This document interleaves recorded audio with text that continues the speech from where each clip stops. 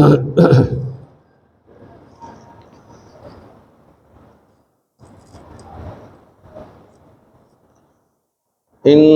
الحمد لله نحمده ونستعينه ونؤمن به ونتوكل عليه ونعوذ بالله من شرور أنفسنا ومن سيئات أعمالنا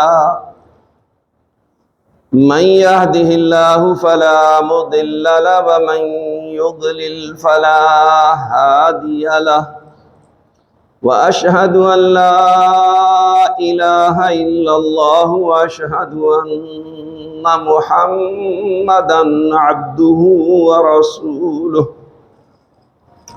يا أيها الذين آمنوا اتقوا الله حق تقاته ولا تموتن إلا وأنتم مسلمون يا أيها الناس اتقوا ربكم الذي خلقكم من نفس واحدة وخلق منها زوجها وبث منهما رجالا كثيرا ونساء واتقوا الله الذي تساءلون به والأرحام إن الله كان عليكم رقيبا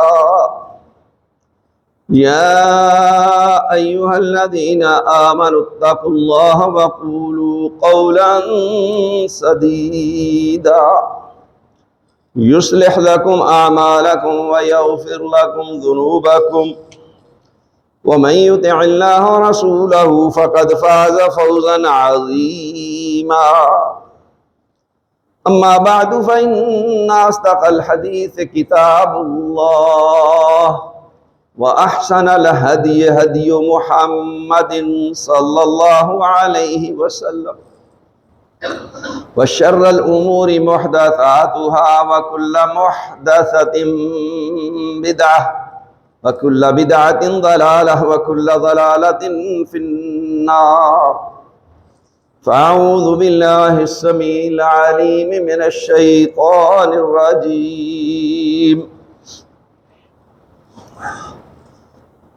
والذين يقولون ربنا هب لنا من أزواجنا وذرياتنا قرة أعين واجعلنا للمتقين إماما۔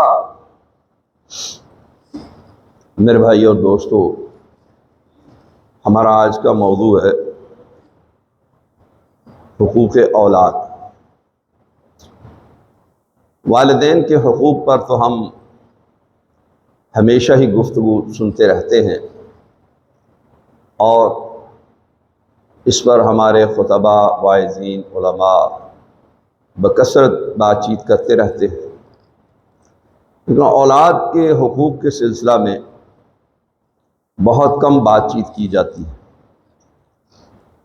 جبکہ والدین کے حقوق اپنی جگہ مسلم اور طے شدہ ہیں اور ایک اٹل حقیقت ہے، لیکن اولاد کے حقوق سے بالکل یہ غفلت ہے۔ نہ تو ماں باپ اپنی ذمہ داری سمجھتے ہیں اور نہ ہی اہل علم یا خطباء، واعظین حضرات اس پر لوگوں کو مطلع کرتے ہیں، ان کو آگاہ ہی نہیں کرتے کہ آپ کے اوپر کیا ذمہ داریاں عائد ہوتی ہیں، والدین ہونے کے ناطے سے آپ نے اولاد کے کیا کیا حقوق ادا کرنے۔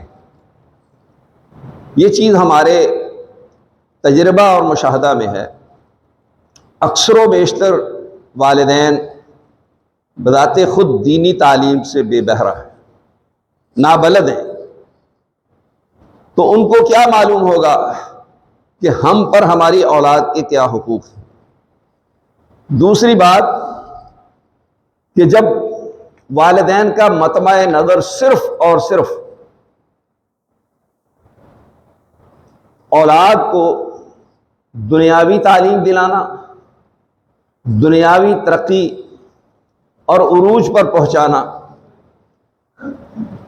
اور دین کی یا آخرت کی ان کے دل میں نہ کوئی قدر و منزلت ہے، اور نہ ہی وہ اس سے آگاہ ہیں، اور نہ ہی اس کے لیے فکر مند ہیں، تو آپ بتائیں کہ وہ اپنی اولاد کی کیسے کتاب و سنت کے مطابق تربیت کر پائیں گے اور کیسے ان کے حقوق ادا کریں؟ سب سے پہلی بات قرآن مجید کی تعلیمات سے جو ہمیں حاصل ہوتی ہے ان میں سے کہ ابراہیم علیہ السلام کی دعائیں، نیک لوگوں کی دعا جو آیات مبارکہ سورہ الفرقان 74 اور 75 نمبر کی پڑھی گئی ہیں، یہ اللہ تبارک و تعالیٰ نے بیان کر کے ہمیں خبر دی ہے، بتایا ہے، سمجھایا ہے، تعلیم دی ہے کہ تم نے جب اولاد کے لیے دعا کرنی ہے تو نیک اولاد مانگنی ہے۔ اولاد مانگتے ہیں، نیک نہیں مانگتے۔ شعور ہی نہیں ہے اس بات کہ اولاد ہو تو نیک ہو، متقی ہو، پرہیزگار ہو، آنکھوں کی ٹھنڈک ہو۔ جب اس سے غافل ہوں گے تو وہ کیسے یہ دعا مانگیں؟ سید داؤد غزنوی رحمہ اللہ، ان سے ایک شخص نے اولاد کی شکایت کی۔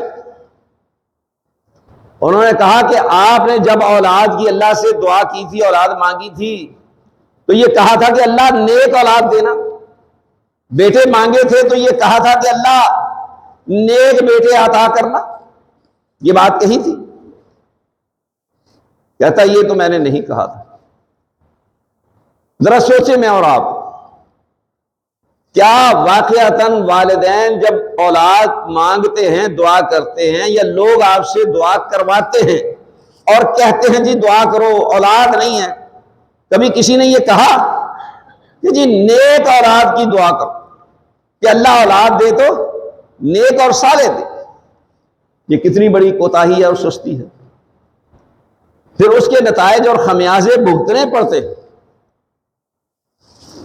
تو ان دو آیات مبارکہ میں اللہ تبارک و تعالیٰ نے والذین یقولون، اہل ایمان، نیک لوگ، صالح لوگ، متقی اور پرہیزگار لوگوں کی دعا کو نقل کیا ہے۔ وہ یہ دعا کرتے ہیں، وہ اللہ کے حضور یہ درخواست پیش کرتے ہیں، ہب لنا ربنا ہب لنا من ازواجنا وذریاتنا قرۃ اعین، کیا ہمارے رب ہماری بیویاں اور ہماری اولاد ہماری آنکھوں کی ٹھنڈک ہو، ایسی اولاد، ایسی بیویاں عطا کرنا۔ ماں باپ کو کہتے ہیں جی میرے لیے سونی سنکھی لب کے لانا، سونی ڈھونڈنا، یہ نہیں کہا کہ خوبصورت ڈھونڈنا، نیک صالحہ ہو، اللہ رسول کی تابع دار فرما بردار ہو، ہماری آنکھوں کی ٹھنڈک ہو۔ اللہ اکبر۔ وَجَعَلْنَا لِلْمُتَّقِينَ إِمَامًا، اور ہمیں متقین کا امام بنا دے۔ یہ نہیں کہا ہمیں متقین بنا دے، بلکہ کیا کہا؟ ہمیں متقین کا امام بنا دے۔ یعنی اس میں کہ ہم متقی ہوں لیکن متقیوں کو بھی امام ہو جائیں، یعنی ان سے بھی بڑھ کر کے متقی بن جائیں، متقین کی رہنمائی کرنے والے، ان کی قیادت اور سیادت کرنے والے، یہ ہمیں بنا دے۔ دوسرے مقام پر اللہ تبارک و تعالی نے ابراہیم علیہ السلام کا واقعہ ذکر کیا ہے سورہ صافات میں، تو اس میں بطور خاص آغاز یہاں سے کیا ہے کہ وہ ہجرت کر کے وطن چھوڑ کر کے جا رہے ہیں، تو بات کا آغاز کہاں سے ہوا؟ رب ہب لی من الصالحین، میرے پروردگار یہ گھر بار سب کچھ چھوڑ کر کے تیرے راستے میں نکلا ہوں، ہجرت کر رہا ہوں، اب مجھے اولاد کی ضرورت ہے، تو دعا مانگی ہے کہ رب ہب لی من الصالحین، کہ نیکوکاروں میں سے مجھے بیٹا عطا فرما۔ وہ نیکوکار ہو، صالح ہو، دوسرے ایک مقام پر سورہ ابراہیم ایک پروفیسر ڈاکٹر شیخ الاسلام علامہ فہامہ صاحب بڑے شد و مد کے ساتھ تقریر کرتے ہوئے کہتے ہیں کہ قرآن مجید میں کسی مرد کے نام پر کوئی صورت ہی نہیں. لا حول ولا قوت الا باللہ. ابراہیم علیہ السلام مرد ہے نا, نبی صلی اللہ علیہ وسلم کے نام کی کوئی صورت نہیں ہے, محمد صلی اللہ علیہ وسلم. ایسی جہالت کی باتیں, القاب اتنے اور اس بات کی خبر ہی نہیں. لوگوں نے کلپ لگایا ہوا استہزاء کر رہے ہیں کہ ان حضرت صاحب کی طرح بات سنو, کیا کیا رہے, انا للہ و انا الیہ راجعون. تو ابراہیم علیہ السلام کے نام پر سورت, اس میں اللہ تبارک و تعالی نے ان کی ایک اور دعا کو ذکر کیا ہے جو اس سے بھی زیادہ اہم ترین ہے.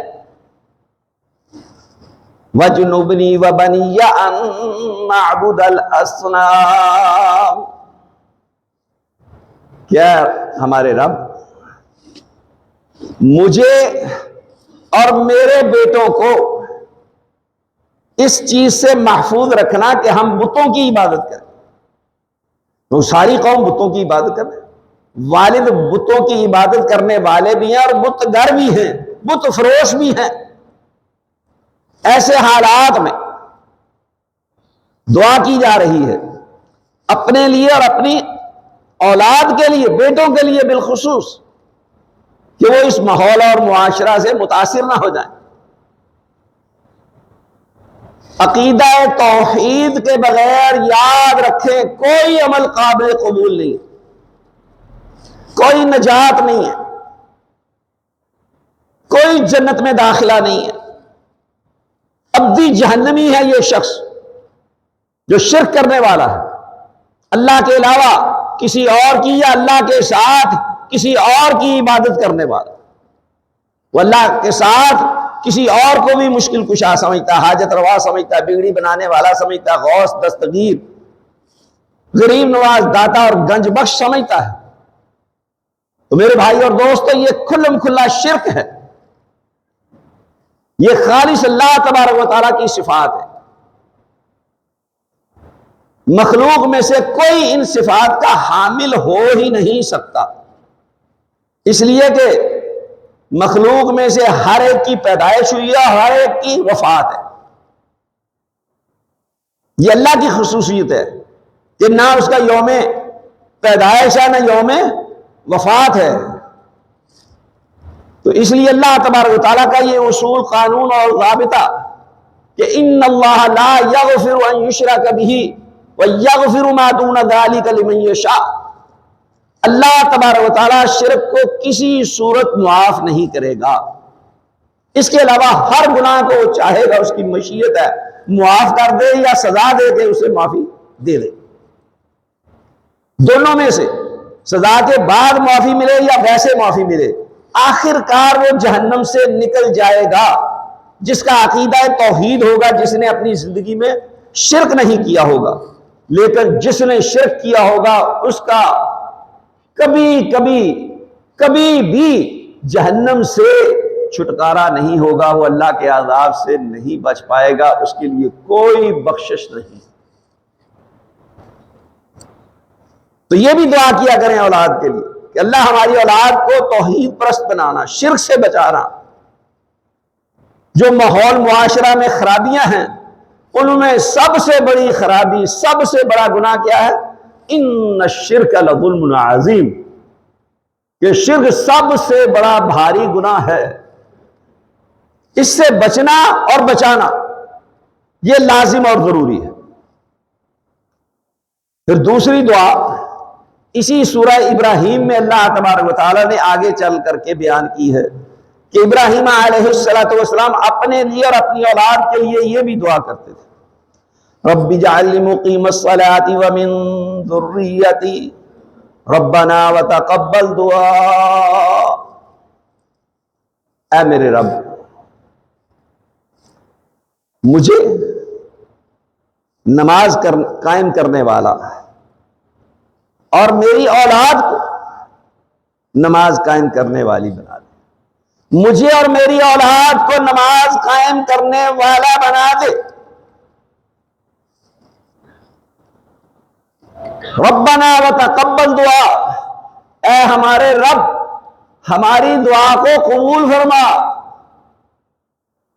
آپ بتائیے کہ جو ماں باپ نماز نہیں پڑھتے، تارک صلاۃ ہیں، وہ اولاد کے لیے کوشش کریں گے کہ وہ نمازی بن جائے؟ وہ اولاد کو نمازی بنائیں گے؟ تو یہ اولاد کے حقوق نہ ادا کرنے والے ان کی کثرت ہے یا نہیں؟ جتنے تارک صلاۃ ہیں وہ سب کے سب بذات خود نماز کے پابند نہیں ہیں، تو اپنی اولاد کو کیسے نماز کے پابند کریں گے؟ انہوں نے نہ کبھی نیتی نہ قضا کی تھی۔ یہ بے نماز تارک صلاۃ والدین غور کریں، سوچیں، یہ اولڈ ہوم نہیں جائیں گے تو کہاں جائیں گے؟ یہ گھروں میں ذلیل و رسوا نہیں ہوں گے تو کیا ہوگا؟ ان کی حکم دولی اور نافرمانی نہیں ہوگی تو کیا ہوگا؟ ان پر اولاد ظلم و ستم نہیں کرے گی تو کیا ہوگا؟ جو رب کے فرما بردار نہیں ہیں وہ تمہارے فرما بردار ہوں گے؟ تم نے ان کو بتایا ہی نہیں ہے۔ یہ حقوق کس نے مقرر کیے ہیں؟ کس نے متعین کیے ہیں یہ حقوق؟ کس نے بتایا کہ والدین کے حقوق ہیں؟ اپنے حقوق تو یاد ہیں، اولاد کے حقوق کبھی یاد رکھے؟ کبھی سوچا؟ کبھی غور کیا؟ کبھی توجہ دی اس پہ؟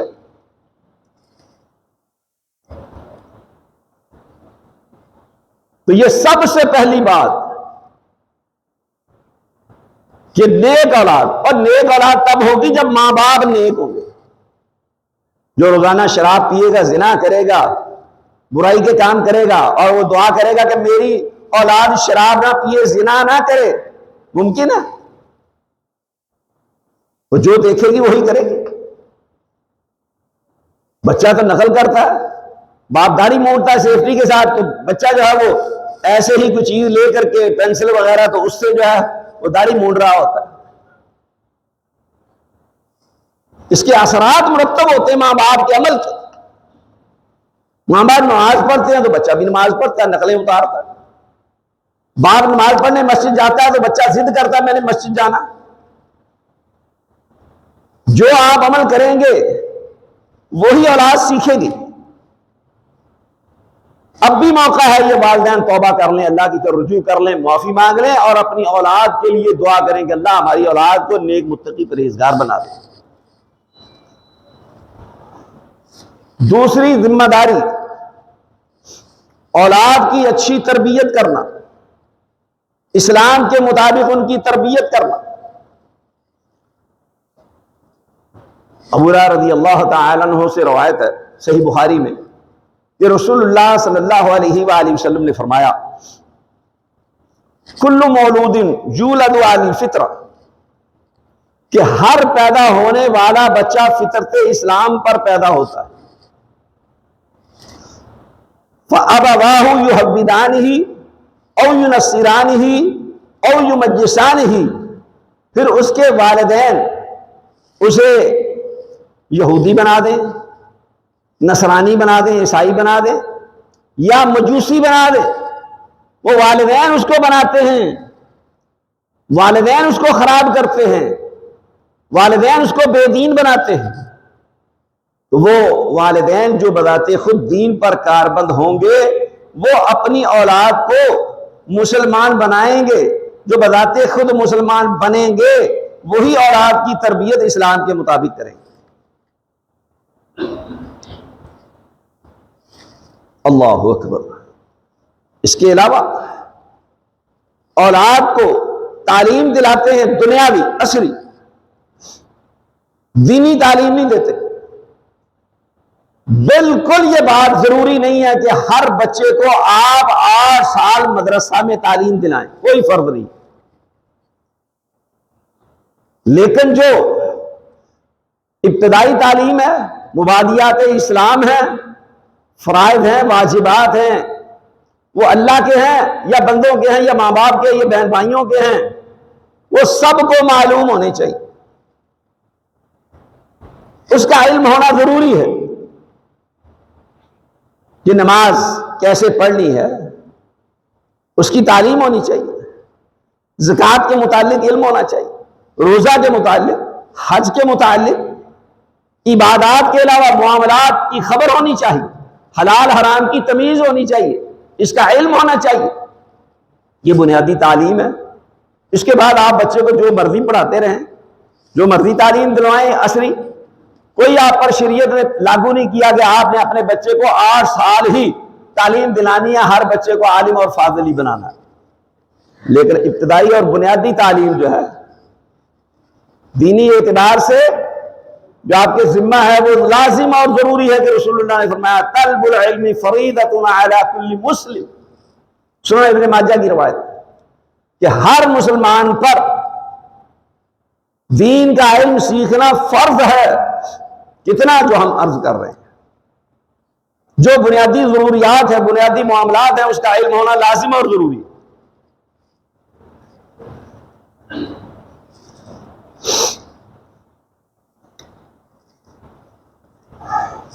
تیسری بات کہ اولاد کو قتل نہ کرنا۔ اس ماحول اور معاشرہ میں جس میں نبی صلی اللہ علیہ وآلہ وسلم کو مبعوث فرمایا گیا، قرآن کا نزول ہوتا تھا، وہ لوگ اپنی اولاد کو قتل کرتے تھے۔ اللہ تبارک و تعالیٰ نے اس بات سے منع کیا، وَلَا تَقْتُلُوا أَوْلَادَكُمْ مِنْ إِمْلَاقٍ، کہ اپنی اولاد کو فقیری کی وجہ سے قتل نہ کرو کہ ہم فقیر ہو جائیں گے، ان کو کہاں سے کھلائیں گے پلائیں۔ نَحْنُ نَرْزُقُكُمْ وَإِيَّاهُمْ، ہم تمہیں بھی رزق دیتے ہیں، ان کو بھی رزق دیں گے، ان کے رزق کی ذمہ داری ہماری ہے۔ دوسرے مقام پر فرمایا وَلَا تَقْتُلُوا أَوْلَادَكُمْ خَشْيَةَ إِمْلَاقٍ، فقیری کے ڈر سے اپنی اولاد کو قتل نہ کرو۔ آج وہ لوگ مسلمانوں کو تعلیم دیتے ہیں کہ کم بچے خوشحال گھرانہ، اور اپنے لیے ان کے اصول ضابطے ہیں کہ جتنے زیادہ بچے پیدا کریں گے اتنا وظیفہ زیادہ ہوگا، اور باقاعدہ اس کے لیے فلمیں بنائی، انہوں نے کارٹون بنائے، ترغیب کے لیے، تبلیغ کے لیے، لوگوں کی ذہن سازی کے لیے کہ جی انسان بہتر یا خرگوش۔ خرگوش کے دکھایا کہ درجنوں بچے ہیں، اور انسان جو ہے اس کے 2 ہی بچے ہیں، 2 بچے خوشحال گھرانہ کے نام سے لوگوں کو بے وقوف بنایا گیا۔ انا للہ و انا الیہ راجعون۔ تو یہ اپنی اولاد کو قتل کرنے کے مترادف ہے۔ جو لوگ اپنی بیوی کو حمل ٹھہرنے کے بعد اس کو ضائع کرواتے ہیں بغیر کسی شرعی عذر کے، وہ مجرم ہیں، وہ قاتل ہیں، اس کو خفیہ قتل کہا گیا۔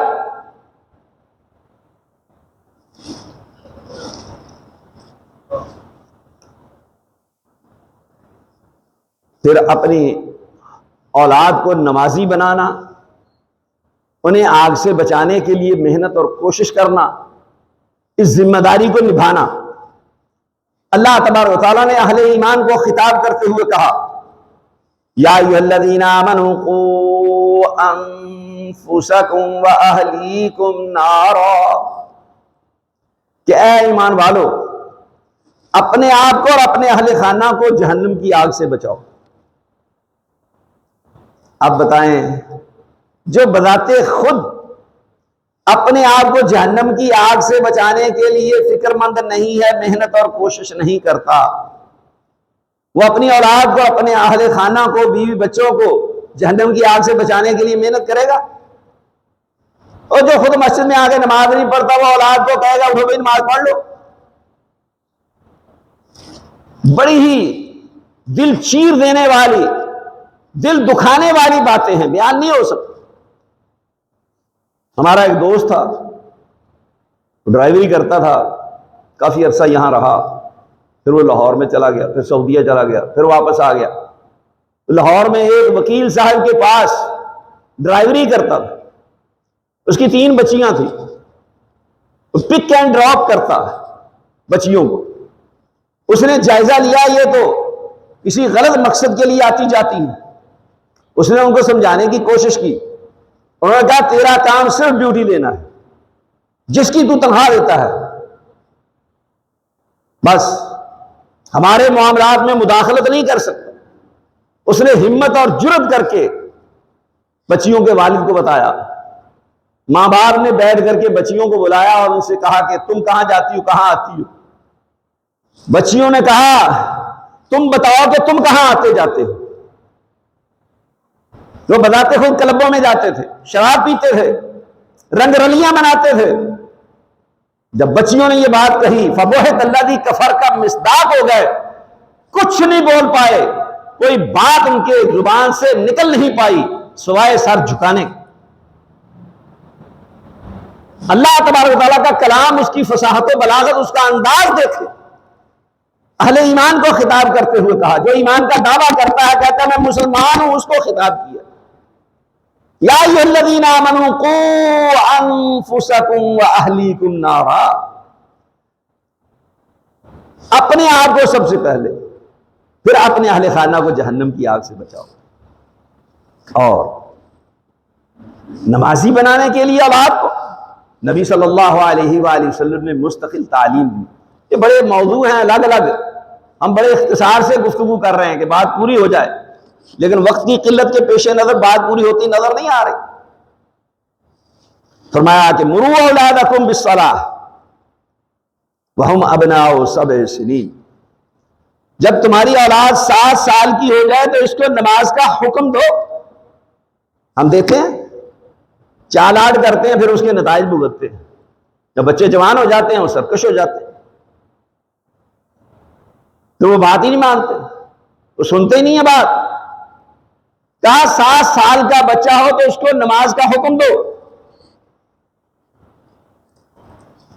وَاضْرِبُوا عَلَيْهَا وَهُمْ أَبْنَاءُ 10 سنین, جب وہ 10 سال کے ہو جائیں تو پھر ان پہ سختی کرو, ان کو سزا دو, تاکہ بلوغت سے پہلے پہلے, باغی ہونے سے پہلے پہلے ان کو قابو کر لو, ان کو سمجھا لو, سدھار لو.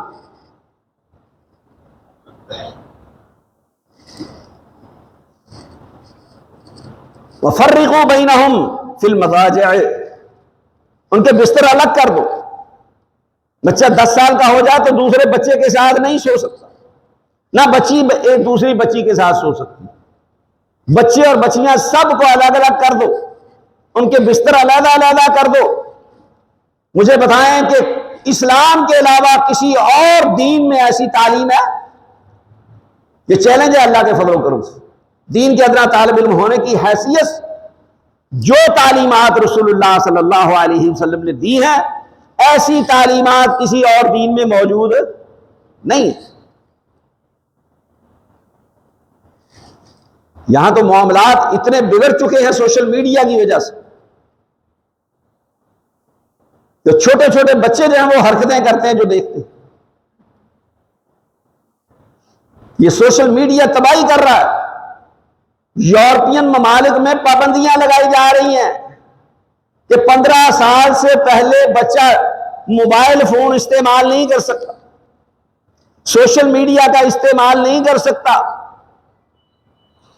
ہمارے ہاں ماں جو ہے وہ دودھ پلاتی ہے یا کوئی کام کرنا ہوتا ہے تو بچے کے ہاتھ میں 2 سال کا بچہ ہے, اس کو جو ہے وہ دکھاتی ہے, بتاتے خود کارٹون اور ساری چیزیں. 3 سال کے بچے لے کر کے بیٹھے رہتے ہیں. ماں سمجھتی ہے یہ دھیان لگے رہیں گے, یہ دھیان نہیں لگ رہے, یہ برباد ہو رہے ہیں. یہ بات ذہن نشین کر لو اچھی طرح سے. پھر عدل کرنا اولاد کے درمیان, یہ بھی والدین پر فرض ہے. نعمان بن بشیر رضی اللہ تعالی عنہ سے روایت ہے, لمبا واقعہ ہے, کہ ان کی والدہ ان کے والد کو اس بات پر مجبور کرتی رہتی تھی کہ اس کو ایک غلام ہبہ کر دو اور رسول اللہ کو گواہ بنا دو. یہ مجبور ہو کر کے ایک دن لے کر کے آئے اور رسول اللہ صلی اللہ علیہ وسلم کے سامنے یہ واقعہ بیان کر کے کہا کہ میں اس کو ایک غلام ہبہ کرتا ہوں اور آپ کو گواہ بناتا ہوں. نبوی تعلیمات آفاقی اور عالمگیر. آپ نے پوچھا تیری اور بھی اولاد ہے, یعنی بچے اور بچیاں ہیں؟ کہا جی. کہا سب کو ایک ایک غلام دیا؟ کہا نہیں. تو آپ علیہ الصلوۃ والسلام نے فرمایا فاتقوا اللہ، اللہ سے ڈرو، وَاعْدِلُوا بَيْنَ أَوْلَادِكُمْ، اپنی اولاد کے درمیان انصاف کرو۔ پھر آپ نے فرمایا لا اشہد علی جور، میں ظلم پر گواہ نہیں بنوں گا، ہم ظلم پہ گواہی نہیں دیتے، یہ ظلم ہے۔ ایک روایت میں کہا کہ یہ واپس کر دے، یہ اس کو ہبہ نہیں ہو سکتا، لہذا انہوں نے اس کو واپس کر دیا۔ دوسری ایک اور روایت جو کہ مسند احمد میں ہے، اس میں کہ نبی صلی اللہ علیہ وسلم نے 2 مرتبہ فرمایا اعدلوا بین ابنائکم، اعدلوا بین ابنائکم، اپنے بیٹوں کے درمیان انصاف کرو، اپنے بیٹوں کے درمیان عدل کرو۔ اور انصاف تو ہوتا آدھا آدھا دینا، عدل ہوتا پورا پورا دینا۔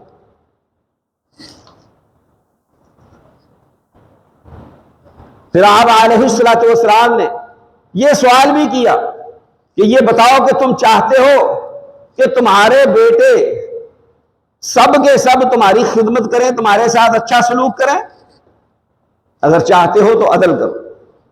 کیا بات سمجھائی کہ اگر عدل نہیں کرو گے تو آپ کے بیٹے آپ کی خدمت نہیں کریں گے؟ جس نے مال پانی لیا ہوگا وہ تو شاید خدمت کرے، جس کو نہیں ملا، جس کے ساتھ امتیازی سلوک کیا، اس کو محروم رکھا، پھر وہ آپ کی خدمت نہیں کرے گا، وہ تنگ کرے گا، پریشان کرے گا، نافرمان ہوگا۔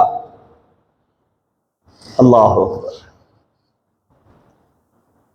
کیسی عالی شان تعلیمات! اللہ اللہ، رزق حلال کھلانا، حلال روزی کھلانا یہ ماں باپ کی ذمہ داری ہے۔ جو ماں باپ حرام کھلائیں گے اس کے نتائج کیا برآمد ہوں گے؟ اور کوئی زنا کی وجہ سے ہی اولاد حرامی نہیں ہوتی، حرام مال کھلانے سے بھی حرامی بن جاتی ہے، تو حرامیوں والے کام کرتی ہے۔ پھر آنکھوں میں گسوندے کہ روتے ہیں کہ جی ہماری اولاد بڑی نافرمان ہے، کہنا نہیں مانتے۔ تم نے رزق حلال کھلایا یا حرام کھلایا؟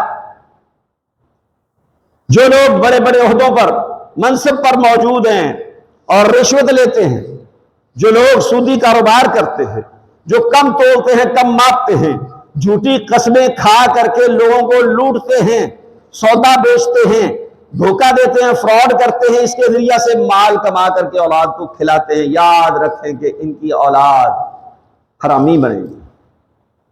حلال کھلائیں گے تو حلالی بنے گی، تو حلال والے کام تب کرے گی جب حلال کھلائیں گے۔ یہ دنیا کا صحیح عقیدہ ہونے کے بعد سب سے اہم ترین مسئلہ ہے۔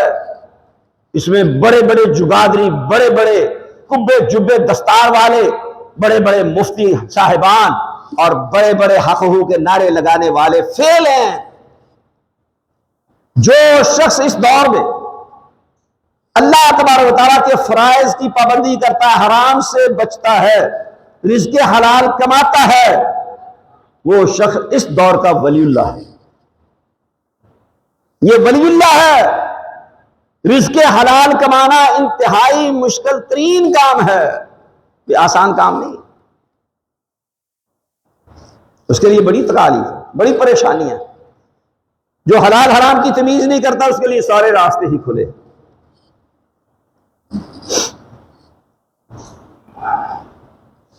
حسن رضی اللہ تعالیٰ عنہ کا مرتبہ مقام جانتے ہیں، ہم گزشتہ خطبات میں بیان کر چکے ہیں۔ نبی صلی اللہ علیہ وسلم نے بذات خود ان کو منبر پر بٹھا کر کے کہا یہ میرا بیٹا سید ہے، اور پھر آپ علیہ الصلوۃ والسلام نے جنت کا پھول ریحان قرار دیا۔ صدقے کی کھجوریں پڑی ہوئی تھی، حسن رضی اللہ تعالیٰ چھوٹے بچے تھے، بے سمجھ، انہوں نے ایک کھجور صدقے کی اٹھا کر کے منہ میں ڈال لی، کھانے لگے تو نبی صلی اللہ علیہ وسلم نے یہاں سے پکڑ لی، دبایا تاکہ یہ کھجور حلق سے نیچے نہ اتر جائے۔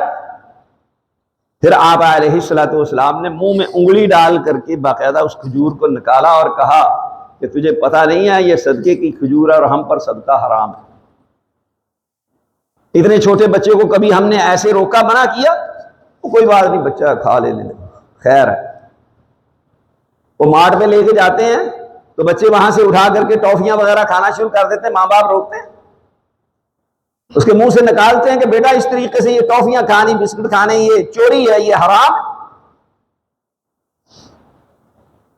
یہ چور تب بنتا ہے جب اس کے ماں باپ اس کی حوصلہ افزائی کرتے ہیں۔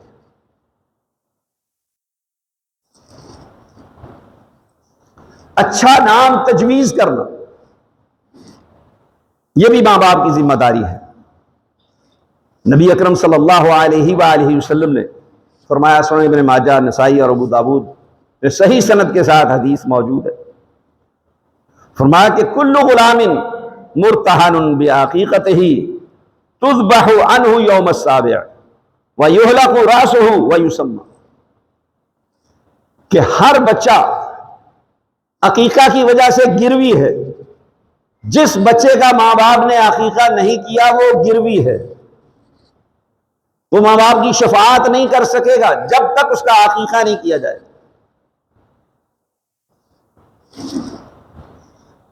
فرمایا کہ 7ویں دن عقیقہ کیا جائے، اس کی طرف سے جانور ذبح کیے جائیں، بیٹا ہے تو 2، بیٹی ہے تو 1،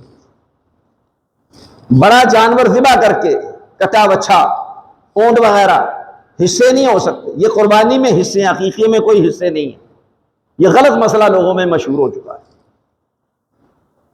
تو فرمایا 7ویں دن عقیقہ، 7ویں دن اس کا سر مڈایا جائے گا، 7ویں دن اس کا نام رکھا جائے گا، پہلے بھی رکھا جا سکتا ہے لیکن 7ویں دن اس کا اعلان کر دیا جائے، بتا دیا جائے اس کا فلاں نام رکھ دیا گیا۔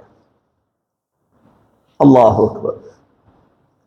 صحیح مسلم میں عبداللہ بن عمر رضی اللہ تعالی عنہما سے روایت ہے، فرماتے ہیں کہ رسول اللہ صلی اللہ علیہ وسلم نے فرمایا، ان احب اسمائکم اللہ عبد اللہ و عبد الرحمن، اللہ تبارک و تعالیٰ کے نزدیک سب سے محبوب ترین نام عبداللہ اور عبد الرحمن ہے۔ جن لوگوں کو اس نام سے بڑی محبت ہے کہ اللہ کے رسول صلی اللہ علیہ وسلم نے خبر دی کہ اللہ کو یہ نام بڑے پسند ہیں، انہوں نے اپنے بچوں کے نام عبداللہ رکھے، اس کے ساتھ کوئی نہ کوئی سابقہ لاحقہ لگا دیا۔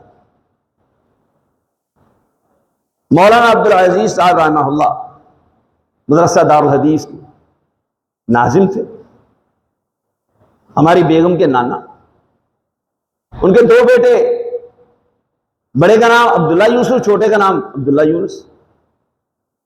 اسی طرح سے اور گھروں میں اور جگہ پہ ہم نے دیکھا،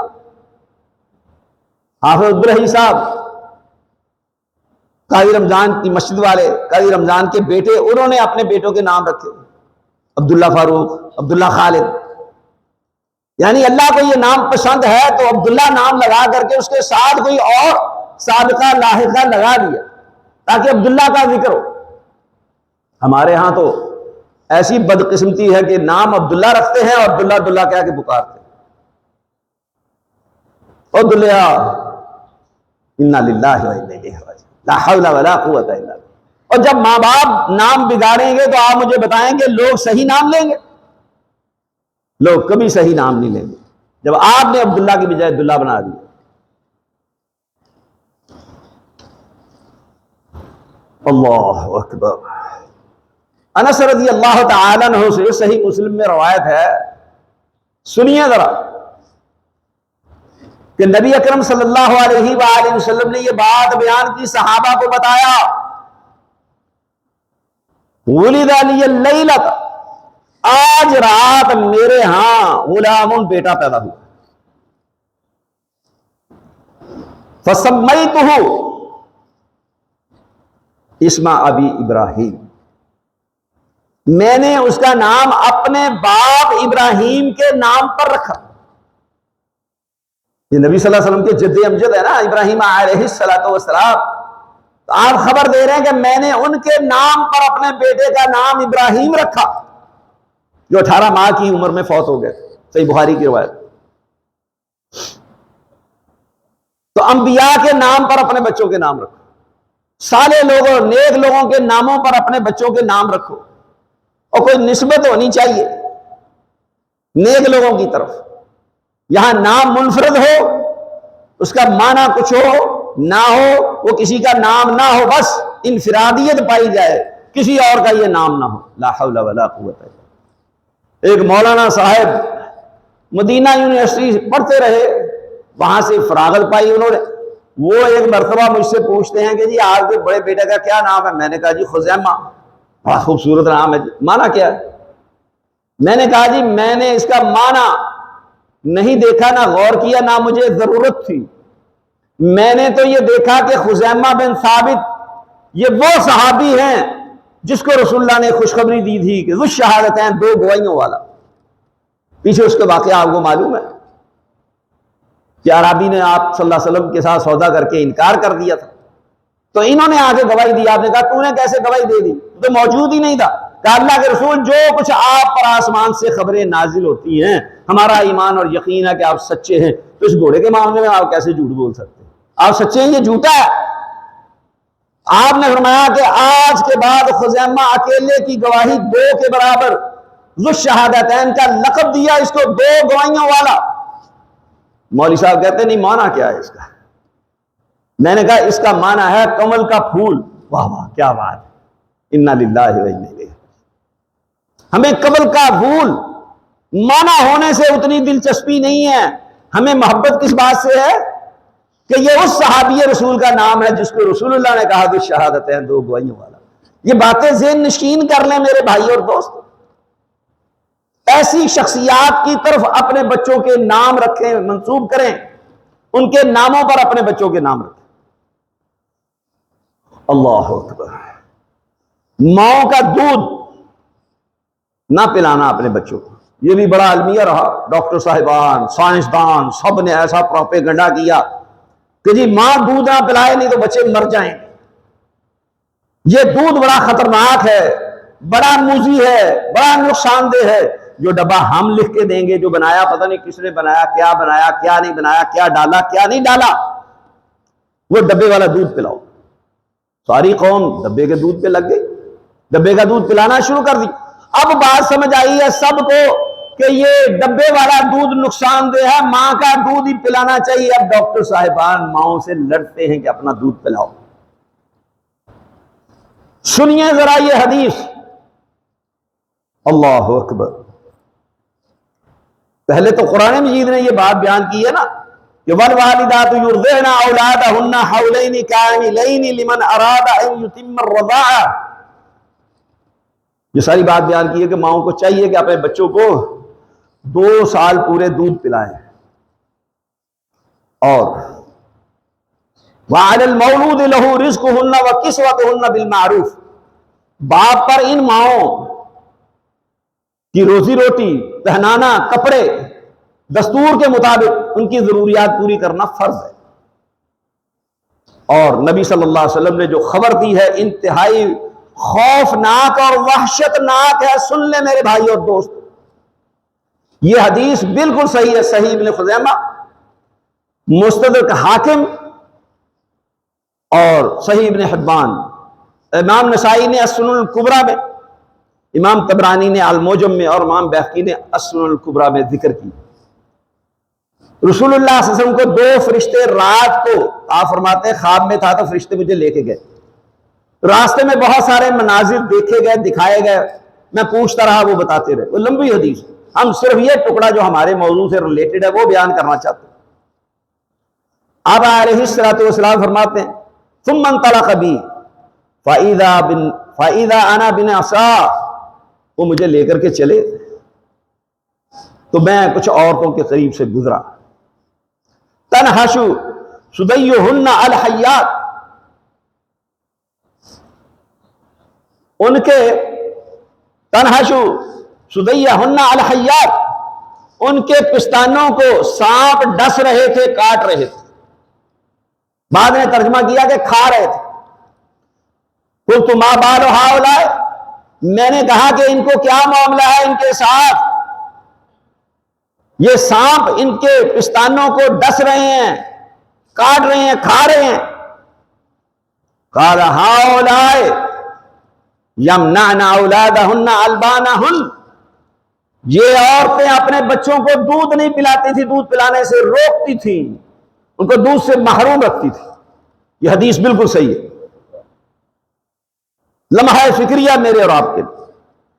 یہ سائنس واپس آئے گی اپنے اصل کی طرف، جو بات اللہ اور اس کے رسول نے کہی ہے وہ حق اور ثابت ہوگی، اور قیامت تک حق اور سچ رہے گی۔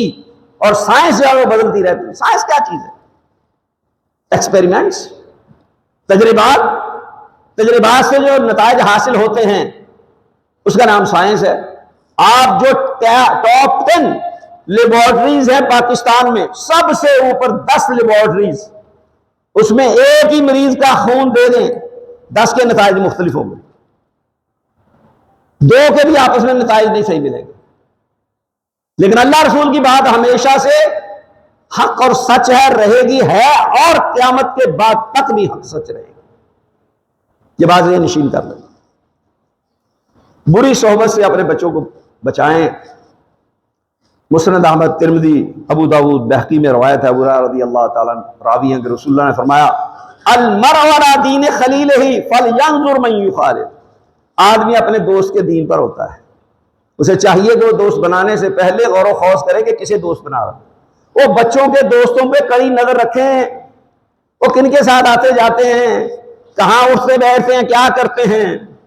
اگر وہ بچے جھوٹ بولنے والے ہیں، فراڈ کرنے والے ہیں، شراب پینے والے ہیں، سیگریٹ نوشی کرنے والے ہیں، برائی میں مبتلا ہیں، ان کے چال چلن، ان کی گفتار، ان کی ڈھال چال، ان کے معاملات درست نہیں ہیں، آپ کو مشکوک نظر آتے ہیں، تو بچوں کو بچائیں میرے بھائیوں۔ نگرانی کرنا ماں باپ کی ذمہ داری ہے، اس کے مطابق تربیت کرنا ماں باپ کی ذمہ داری ہے، فرض ہے ان پہ۔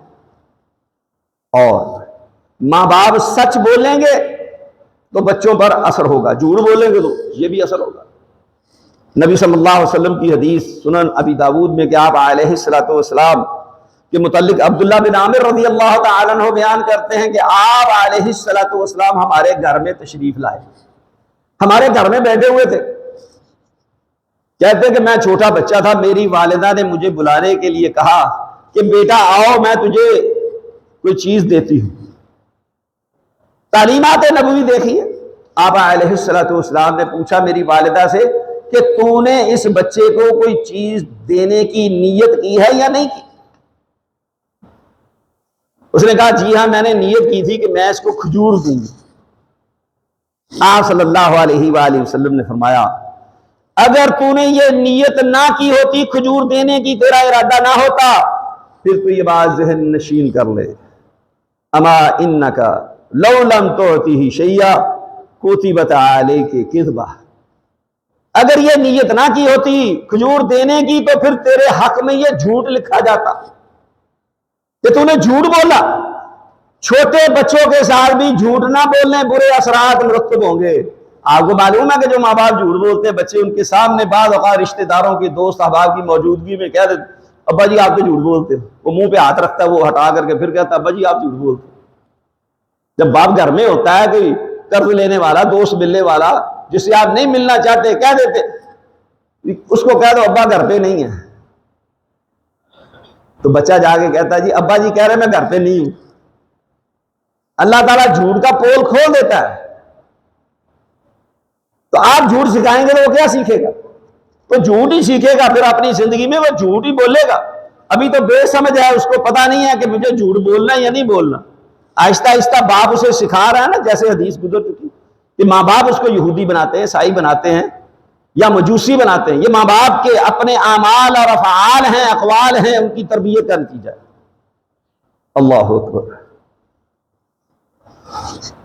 آخری 2 باتیں، اولاد کے ساتھ شفقت سے پیش آنا۔ اما عائشہ رضی اللہ تعالی عنہ نے فرمایا، لمبا واقعہ ہے، صرف آخری بات کہ رسول اللہ صلی اللہ علیہ وسلم نے فرمایا من ابتلی من هذه البنات بشیء فاحسن الیہن کن لہ سترا من النار۔ جس شخص کی ان بچیوں کی وجہ سے آزمائش ہوئی، بیٹیاں اللہ نے عطا کر دی، 3 کر دی، 4 5 6 7، اس کی آزمائش ہوئی تو اس نے ان کے ساتھ اچھا سلوک کیا، ان کی تربیت اچھی کی، تو وہ قیامت کے دن جہنم کی آگ سے اس کے لیے پردہ ہوں گی، آڑ بن جائیں گے۔ اس کو جہنم کی آگ سے بچائیں گی. یہ صحیح بخاری کی حدیث.